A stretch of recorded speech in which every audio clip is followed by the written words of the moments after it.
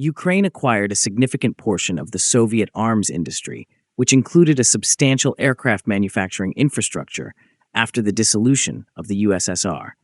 The Ukrainian SSR, the most technologically sophisticated and advanced Soviet republic, was the site of the production of powerful aircraft and ship installations. An estimated 30% of the Soviet arms industry formed part of this legacy, which included facilities for the production of missiles, transport aircraft, and aero engines. Antonov was a prominent manufacturer of large transport aircraft, including the An-124 Ruslan and An-225 Mriya, which were among the largest in the globe. In addition, Ukraine is home to numerous aircraft repair facilities, including the Konotop Aircraft Repair Plant, Lviv State Aviation Repair Plant, Nikolaev Aircraft Repair Plant, Zaporizhzhia State Aircraft Repair Plant, Odessa Aircraft Plant, and Lutsk Repair Plant. Ukraine was unable to attain self-sufficiency in aircraft production, despite the existence of this infrastructure. It has been approximately 10 years since Ukraine last built any aircraft. Probably the final An-178 came out in 2015, and that was the end of it. The industry encountered obstacles due to its integration into the broader Soviet network, which concentrated the majority of final production in Russia. The number of arms-producing companies in Ukraine decreased due to the economic crisis and the country's changing military priorities following its independence. The number of such companies had decreased significantly by mid-1993, from approximately 700 to 267. The absence of investment and restructuring necessary to adjust to independent production further exacerbated this decline. The industry's capacity for modernization or the development of new aircraft was limited as it continued to rely on Soviet-era designs and technologies. Following the Soviet collapse, Ukraine's aerospace industry, which was characterized by a wealth of technological expertise and a rich history, encountered challenges due to the fragmentation of the supply chain. Since then, the government has concentrated on enhancing the opportunities for public-private investment to confront these obstacles. Nevertheless, Ukraine has never achieved the maximum potential of its aircraft production on a large scale. Instead, the nation has established niche markets, including the production of ultralight aircraft and components for foreign aerospace companies.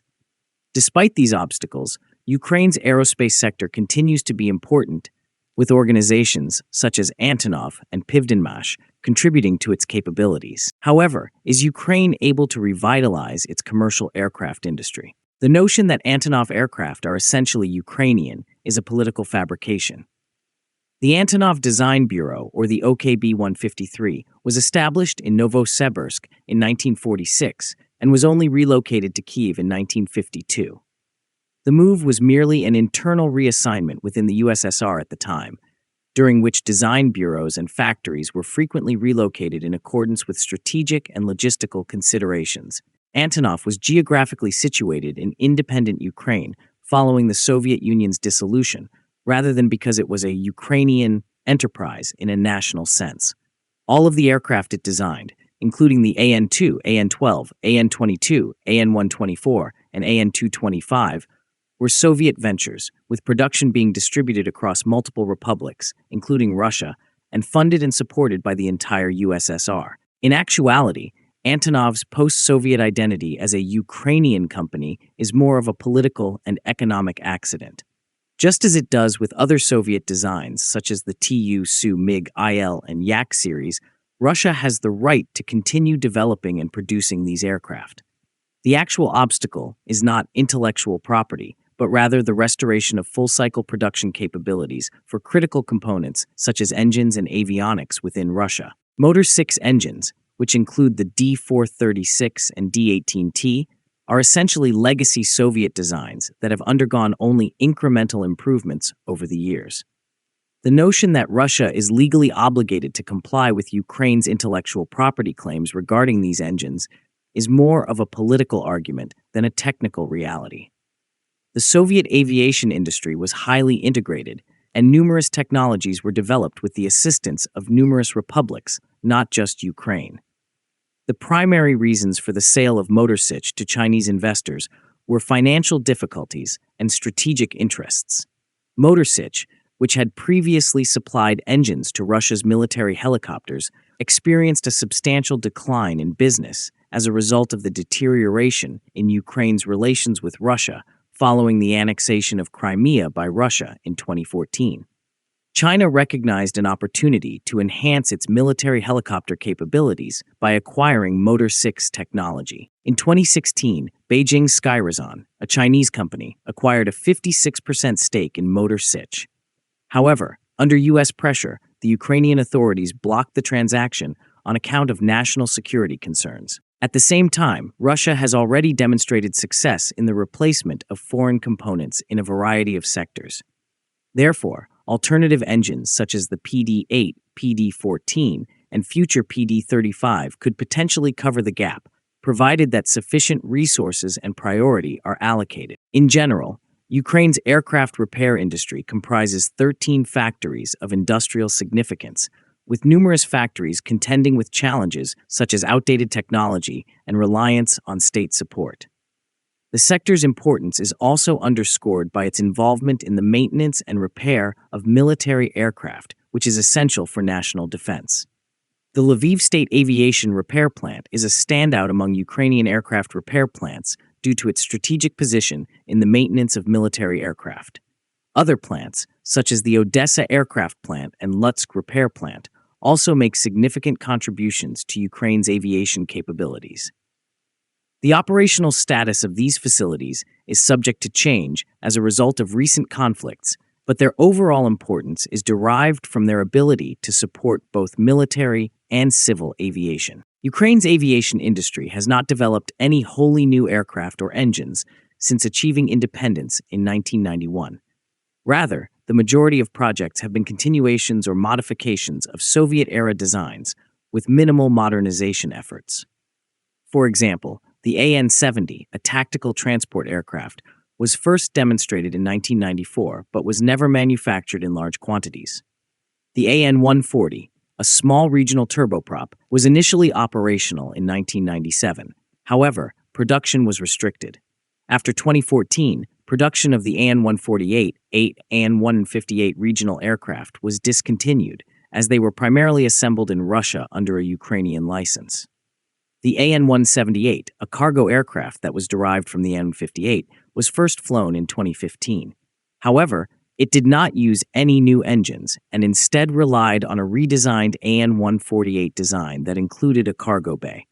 Ukraine encountered difficulties in substituting Russian components in these initiatives. Ukraine's engine production has also been stagnant, with Motor Sich continuing to manufacture Soviet-era models such as the D-18T and D-436 without significant advancements. An-225 engines, which were developed in the 1990s with Russian funding, are currently being manufactured entirely in Russia. Motor Sich has endeavored to modernize these engines. However, it has not created any new designs from the ground up. The company's survival has been significantly reliant on the sale of obsolete Soviet engines and the maintenance of existing fleets. There are a few successes, too. The Bayraktar Kızılelma and the Akıncı are among the Turkish drones that have been notably powered by Ukrainian engines. Ukrainian engines are used in the variants of the Bayraktar Kızılelma, Turkey's inaugural unmanned fighter aircraft. Specifically, the Kızılelma B and Kızılelma C models are powered by Ukrainian AL-322F engines, while the Kızılelma A variant is equipped with the AL-25TLT engine. The Black Sea Shield, a joint venture between Turkish and Ukrainian enterprises, is responsible for the production of these engines. Furthermore, the Akıncı heavy combat drone is equipped with engines from Ukrainian companies, including Ivchenko Progress and Motor Sich. Turkish Aerospace has a contract with Motor Sich for engines for the T-929 ATAC-2 attack helicopter. The announcement by Ukraine that it will rebuild the An-225 Mriya, which was destroyed, is primarily perceived as a public relations initiative rather than a feasible project. Antonov is unable to build a new An-225 due to a shortage of funding, engines, and materials. The original An-225 was built in the 1980s using Soviet resources.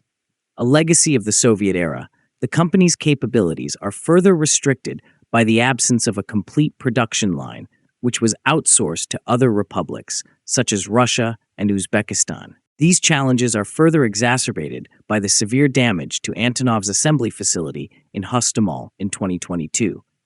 Ukraine is unable to obtain essential components, including the D-18T engines that are necessary for the An-124 and An-225, in the absence of Russian cooperation. Additionally, the project becomes even more unlikely because of the absence of Western alternatives to replace these engines. The absence of significant projects since 1991 has resulted in a brain drain in Ukraine's aerospace sector, which has resulted in a shortage of new specialists capable of pursuing such ambitious endeavors. The An-225's restoration is further complicated by the current condition of Ukraine's aerospace industry. The project is confronted with substantial obstacles, including the estimated cost of approximately $500 million and the necessity of obtaining parts from other aircraft, such as the Russian Ruslan planes situated in Germany and Canada, despite intentions to rebuild the aircraft. The project has also been suspended due to the ongoing conflict, and it is anticipated that work will resume upon the cessation of hostilities.